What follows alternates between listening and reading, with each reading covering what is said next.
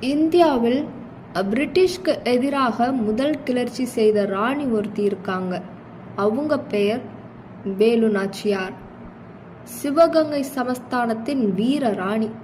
1764 British தாக்குதலில் தன் கணவர் முத்துவடுகநாதர் வீர சாவடைந்தார். ஆனால் ராணி ஓடல. பழிவாங்க வருஷங்கள் முழுக்க படை தயார் செய்தார். பிரிட்டிஷ்க்கு எதிராக ஆயுதம், பயிற்சி, உளவு எல்லாம் செமையாக ஏற்பாடு செய்தார். அதிலும் முக்கியம், கள்ளி என்ற வீராங்கனையை அனுப்பி பிரிட்டிஷ் கோட்டையை வெடிகுண்டால் சிதறடித்தார். அந்த தாக்குதலுக்கு பிறகு ராணி தன் ராஜ்யத்தை மீண்டும் கைப்பற்றினார். இதனால் தான் அவங்க இந்தியாவின் முதல் சுதந்திர ராணி என்று போற்றப்படுறாங்க. பிரிட்டிஷ்க்கு முதல் எதிர்ப்பு வேலு நாச்சியார்.